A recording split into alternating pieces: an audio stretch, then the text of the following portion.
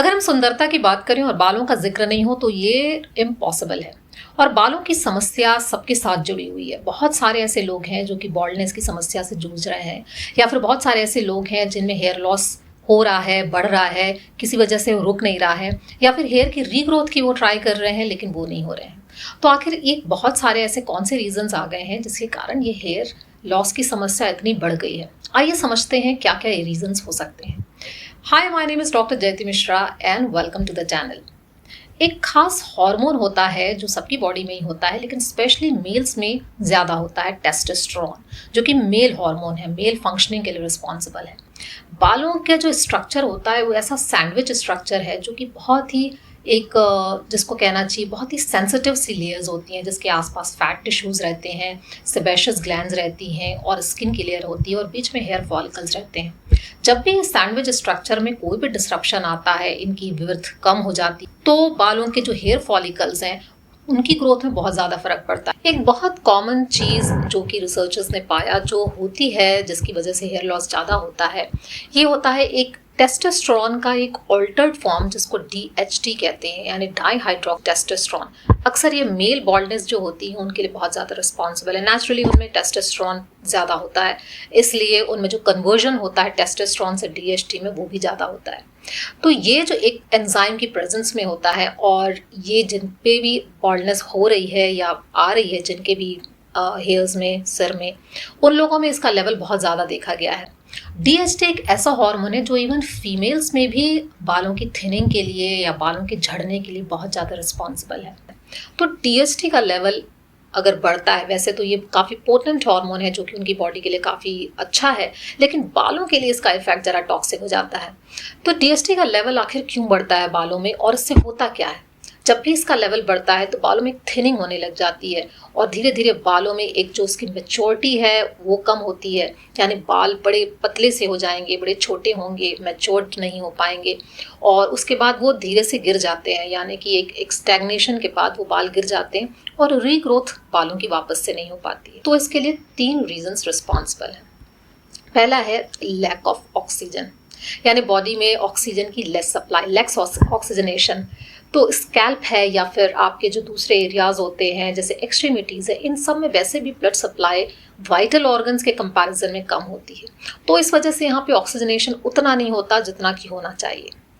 दूसरा इसका रीज़न है स्ट्रेस, और स्ट्रेस हम सबको पता है कि ये भी इस बॉडी में वही काम करता है कि ऑक्सीजन की सप्लाई सारे टिश्यूज़ में पहुँचाने से रोकता है। और तीसरा इसका एक रीज़न है, दैट इज़ सेबेशियस ग्लैंड्स की ओवर एक्टिविटी, यानी सेबोरिया जिसको कहते हैं, या फिर सीबम का ज़्यादा निकलना। तो सीबम एक बाल के लिए एक अच्छी चीज़ है जो कि बालों के लिए एक न्यूट्रिशन का काम करती है। इसमें केराटिन होता है, इसमें फैट होता है, पर साथ में जब इसका ओवर प्रोडक्शन चालू हो जाता है तो जो डेड सेल्स रहती हैं वो इस सीबम में चिपक जाती हैं। जब इसकी लेयर जम जाती है स्कैल्प में और उसके साथ बहुत सारी इसमें डेड सेल्स भी होती हैं, तो ये सर पे जब पूरी लेयर बना देता है तो सफोकेट कर देता है हेयर फॉलिकल्स को, जिससे उनकी ग्रोथ नहीं हो पाती है। तो ये सीबम का ज़्यादा प्रोडक्शन जिन लोगों को भी निकलता, अक्सर ये एडोलेसेंट की एज में जब हार्मोन्स नए बन रहे होते हैं, ऐसे लोगों में होता है। लेकिन कई बार ये हमारी जो खान पान में जो गड़बड़ियाँ होती हैं उसकी वजह से होता है, जिनका डाइजेशन सही नहीं है, या फिर जो लोग बहुत ज़्यादा फ्राइड फूड जो कंज्यूम करते हैं, न्यूट्रिशियस फूड ज़्यादा नहीं खाते हैं, और या स्ट्रेस भी जिनको ज़्यादा होता है, कई बार उन लोगों को भी ये प्रॉब्लम होती है, क्योंकि उस सीबम में भी DHT का लेवल होता है। तो उस सीबम की ओवर एक्टिविटी के कारण भी प्रॉब्लम हो रही है, और अगर सीबम की कम एक्टिविटी होगी तब भी बाल ड्राई हो जाते हैं, ब्रिटल हो जाते हैं।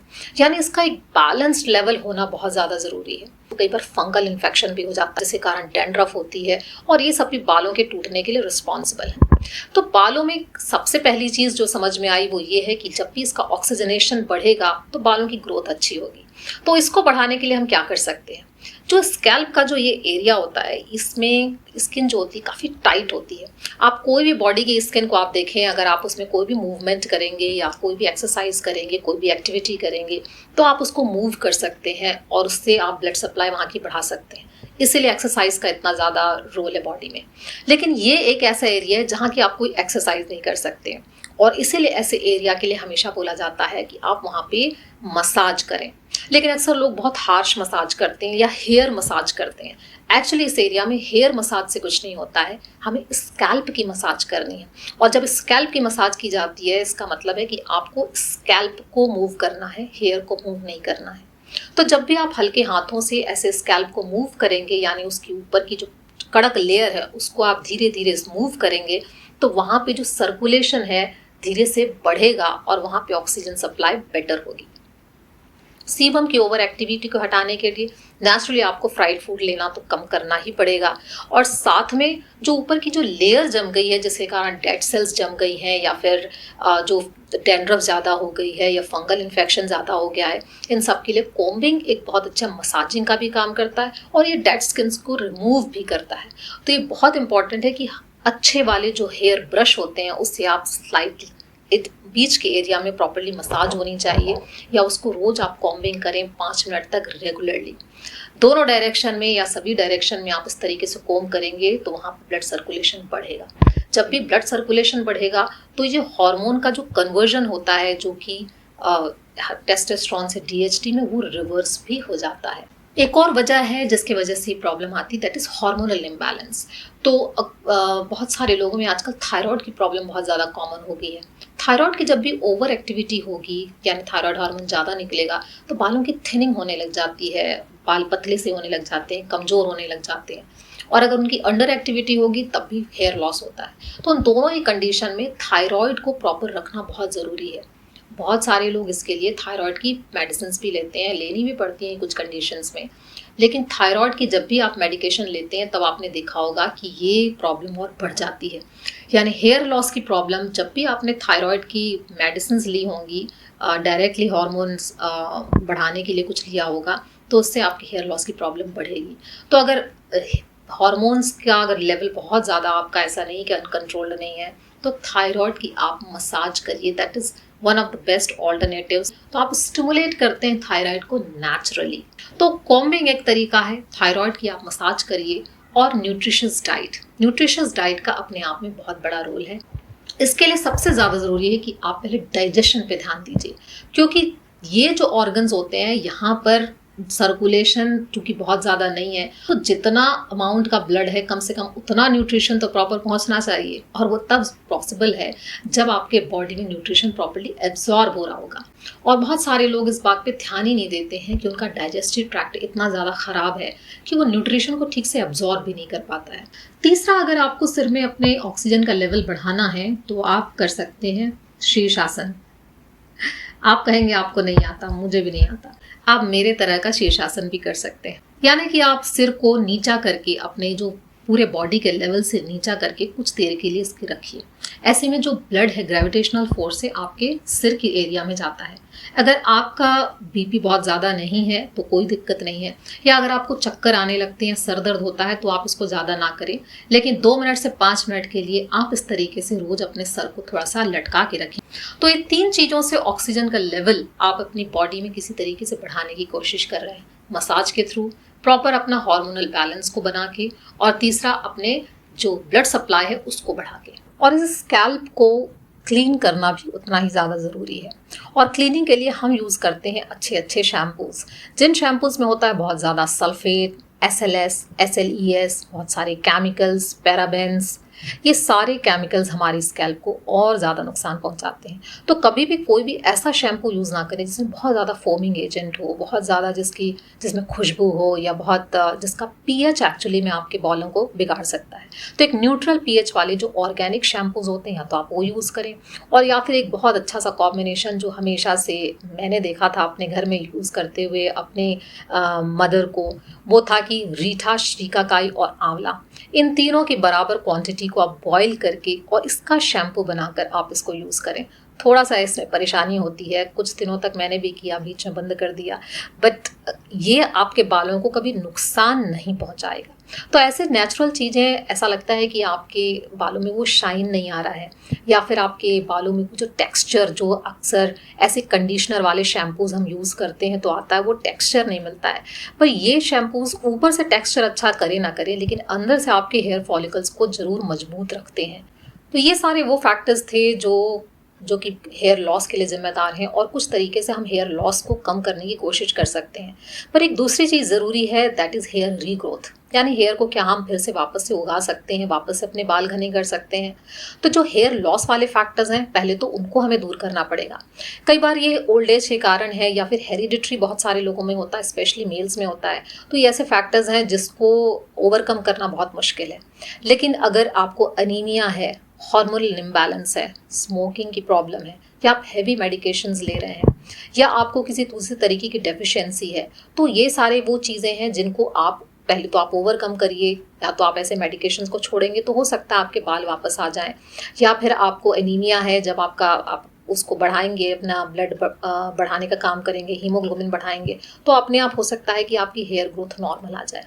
लेकिन इन सारी कंडीशंस के अलावा कुछ ऐसे न्यूट्रिशन है जो हम बालों को अगर दें तो हो सकता है कि बालों की ग्रोथ प्रॉपरली आ जाए। वाटरमेलन के लिए मैंने पहले भी बहुत बोला था कि वाटरमेलन आपका ब्लड सर्कुलेशन बढ़ाता है।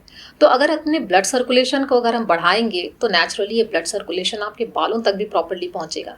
तो कोई भी ऐसी चीज़ें जो आपके सर्कुलेशन को बढ़ाने का काम करती हैं, आपके बालों को अच्छा रखने का भी काम करेंगी। तो वाटरमेलन उसमें से एक है। वाटरमेलन के अलावा जो दूसरे जो रंग बिरंगे फ्रूट्स और वेजिटेबल्स रहते हैं, इसमें लाइकोपिन बहुत होता है, जैसे कि गुआवा, टोमेटो, मैंगो, पाया, ग्रेप फ्रूट, रेड कैप्सिकम, गाजर। तो ये जितने भी रंग बिरंगे फ्रूट्स और वेजिटेबल्स हैं, ये भी आपको डेली डाइट में लेना है, क्योंकि ये नेचुरल DHT ब्लॉकर होते हैं। सीड्स और नट्स, और हमेशा कहते हैं कि नाश्ते में ये आपके ज़रूर होना चाहिए। इसमें होते हैं एसेंशियल फैटी एसिड्स, जो कि रूट के आसपास, जो हेयर रूट के आसपास जो फैट सेल्स की लेयर्स हैं उसको भी मेंटेन करके रखते हैं। साथ में इसमें बायोटिन और जिंक होता है, और ये भी नेचुरल DHT ब्लॉकर होते हैं, तो ये भी हेयर लॉस रोकने में मदद करते हैं। लाइसिन एक एसेंशियल अमाइनो एसिड्स है, जो कि हमको फ्लैक्सीड में मिलता है, मेथी के दानों में मिलता है, साथ में ये जो दालें हम लेते हैं उसमें भी मिलता है। जिंजर एक ऐसी चीज़ है जो कि बहुत अच्छी मानी जाती है बालों के लिए।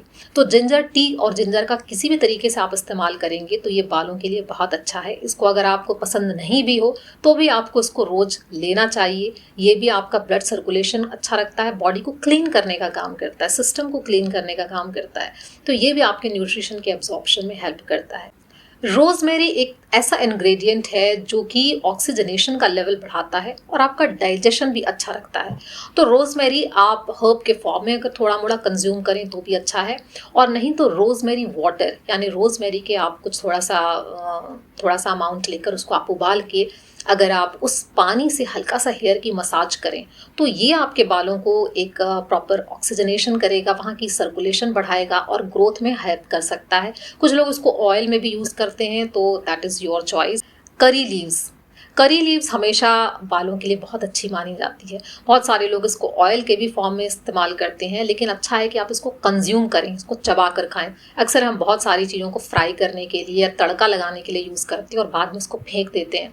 एक्चुअली में इसको कंज्यूम करना चाहिए, और कंज्यूम हमेशा रॉ फॉर्म में कंज्यूम करना चाहिए, क्योंकि जो उसका रस होता है उसी में सारे एक्टिव इंग्रेडिएंट्स होते हैं। कोई भी फॉर्म में जब हम नेचुरल फॉर्म में चीज़ें लेते हैं तो हम उसका एक्टिव इंग्रेडिएंट लेते हैं, उसके एंजाइम्स ले रहे होते हैं, और यही हमारी बॉडी को एक्टिवेट करता है। तो ये बहुत सारी चीज़ों में फ़ायदा करता है, बाल भी में भी फ़ायदा करता है।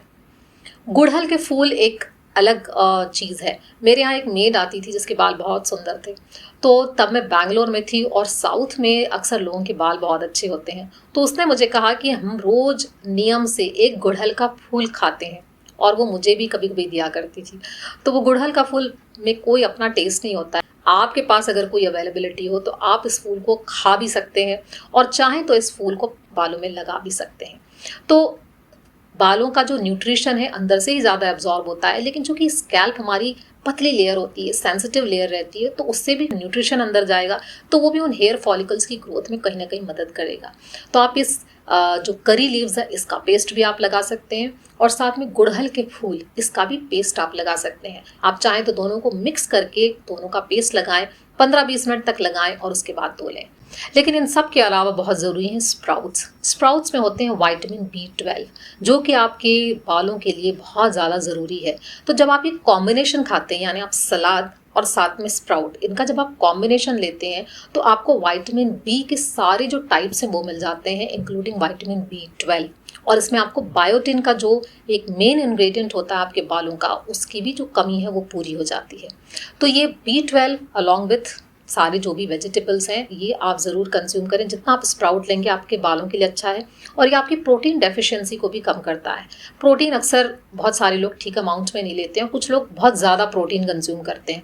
प्रोटीन बहुत ज़्यादा भी कंज्यूम नहीं करना चाहिए, लेकिन एक मिनिमम अमाउंट जो होता है प्रोटीन का वो आपको स्प्राउट वगैरह से मिल जाता है, जो आप दालें खाते हैं उससे मिल जाता है। हाइड्रेशन आपके बालों के लिए ज़रूरी है। हाइड्रेशन जब कम होता है तब भी सेबेशियस ग्लैंड्स की एक्टिविटी कई बार बहुत ज़्यादा हो जाती है। तो हाइड्रेशन यानी प्रॉपर पानी पीना, जो कि आपके डाइजेशन को भी अच्छा रहेगा, आपकी बॉडी में हाइड्रेशन भी सही रखेगा, आपकी बॉडी का सर्कुलेशन भी सही रखेगा। और एक last but not the least, जिसे हम सब ने बहुत किया है किसी समय में, वो है नेल रबिंग। तो नेल रबिंग की एक्सरसाइज भी बॉडी के लिए, आपके स्कैल्प के लिए बहुत अच्छा है। नेल रबिंग में होता क्या है, जितने भी आपके जो नेल्स होते हैं, जो नेल बेड होते हैं, यहाँ पे नर्व एंडिंग्स होती हैं। नर्व एंडिंग्स जो आपके स्कैल्प एरिया से रिलेटेड, यानी बीच के एरिया से जितनी भी नर्व एंडिंग्स है वो यहाँ से जाती हैं। तो जब आप इनको रब करते हैं तो आप बेसिकली नर्व एंडिंग्स को स्टिमुलेट करने की कोशिश करते हैं, और उनके स्टिमुलेशन से जो स्टेम सेल्स हैं वो स्टिमुलेट होती हैं। पूरी बॉडी में हमारे स्टेम सेल्स होती हैं ताकि रीजनरेट कर सके, जो भी सेल्स डेड हो जाती हैं उसको रीजनरेट करने का काम करती हैं स्टेम सेल्स। तो जब आप इनको स्टिमुलेट करते हैं तो वो स्टेम सेल्स भी स्टिमुलेट होती हैं, और आपकी बॉडी जो भी आपके स्कैल्प में जो नया जो हेयर फॉलिकल बनना उसकी ग्रोथ के लिए मदद करती हैं। तो आप इस तरीके का एरिया समझ लीजिए, जो बीच का एरिया है ये यहाँ का एरिया है, और ये जो अंगूठे वाला एरिया ये आपके फेशियल और कान वाला एरिया है। इसलिए कभी भी इसे रब नहीं किया जाता है, केवल इनको रब किया जाता है, क्योंकि इनको रब करने से ये स्टेम सेल्स भी एक्टिव हो जाएंगी और यहाँ पे भी फेशियल ग्रोथ या आपको कान के आसपास ग्रोथ मिल सकती है हेयर की। तो हमेशा ये जो बीच की जो 4 फिंगर्स हैं इनको आप रब करिए, हार्शली रब नहीं करना चाहिए, ये फिर स्टिमुलेशन के लिए। तो इसको आप 2-3 मिनट, एक सिटिंग में 2-3 मिनट आप इसको किया कीजिए। दिन में 3-4 बार, जब भी आप फालतू बैठे हों तो अपने हाथों को चलाने में क्या जाता है। पहले भी लोग ऐसा हमेशा करते थे, ट्रेन में बैठे हुए अपने नेल्स को घिसते रहते थे। तो ये एक्टिविटी एक्चुअली में बहुत अच्छा काम करती है, क्योंकि नए स्टेम सेल्स की जब तक आप उसको आप स्टिमुलेट नहीं करेंगे तब तक नए हेयर की ग्रोथ करना बहुत ज़्यादा मुश्किल है। तो इवन जिन लोगों में माइल्ड बॉल्डनेस है उन लोगों में भी चांसेस हैं कि नए हेयर आ जाएं। कंप्लीट जिनको बॉल्डनेस हो चुकी है उनमें मुझे आइडिया नहीं है कि ऐसा पॉसिबल है कि नहीं है, लेकिन बहुत सारे लोगों ने जो अपने एक्सपीरियंसेस शेयर किए हैं उन्होंने यही कहा है कि इससे भी बालों की रीग्रोथ बहुत अच्छी होती है। तो इसका एक बहुत बड़ा साइंटिफिक रीज़न है, तो इसको इग्नोर ना करें। तो न्यूट्रिशन का ख्याल रखें, डाइजेशन का ख्याल रखें, क्लीनिंग का ख्याल रखें, केमिकल्स से अपने आप को बचा के रखें, क्योंकि एक चीज़ रिस्पॉन्सिबल नहीं है अच्छे हेयर के लिए। ये सबसे बड़ी प्रॉब्लम है। बहुत सारी चीज़ें जब एक साथ होती हैं तब जाके वो एनवायरनमेंट मिलता है बालों को कि वो नए बाल आसानी से बना सके। तो आप इन सारी चीज़ों को जब अप्लाई करेंगे तो 3-6 महीने में आपको रिजल्ट ज़रूर मिलेगा, और साल भर में शायद आपकी हेयर ग्रोथ बहुत अच्छी हो जाए। अगर आपको कुछ नई चीज़ें पता हो, कुछ नया पता हो कि जिसको करने से बालों की हेयर ग्रोथ होती है, तो प्लीज़ कमेंट बॉक्स में शेयर करिए ताकि दूसरों को इससे फ़ायदा हो। Thank you, thanks for watching and take care.